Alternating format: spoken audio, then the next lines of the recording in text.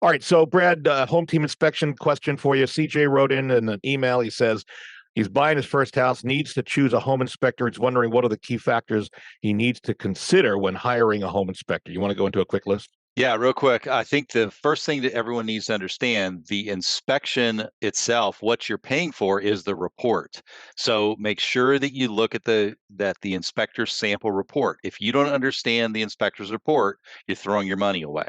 Next thing to do is make sure that you can communicate with that inspector. Real estate transactions move quickly, and oftentimes information is needed from that inspector. And if you can't get that inspector on the phone to answer the questions, you may find yourself, in a position where you can't negotiate any longer. Make sure that you know not only when the inspector is coming out to do the inspection, that's the simple, straightforward part, but make sure you know when you're going to get the report from the inspector. Home team, we deliver the report the same day we do the inspection.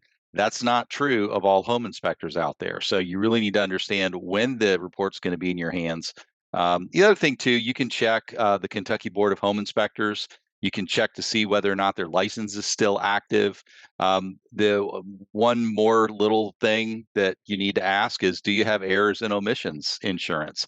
If the inspector does not carry E&O insurance, if they miss something, then chances are you as the buyer are not going to be covered. You've got no protection. With Home Team, our E&O actually covers the agents as well. The referring agent is covered through our E&O policy. So that's a key consideration. Again, not everybody has it. And then finally, check, get some word of mouth referrals, get some, check the reviews out there, see what people are saying about the inspector. There's about 150 licensed inspectors in the Louisville area.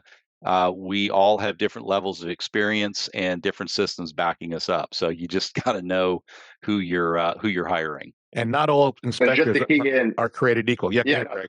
they're not. And just to key in on that communication piece and a lot and team size and all that in this market where inventory is still absolutely below normal and there are absolutely still bidding wars on properties, being able to call that inspection company and have a inspector come out very quickly, have the report turned around very quickly, be able to communicate with them and have that will help you win the property. So if you don't know before you're going to look home, you better get with the agent, have a couple, take a look at the word of mouth, see what the reputation is, because that's one very, very important thing. It's one of the most important things you need when you're buying a home is getting that inspection so you know exactly what you're looking at.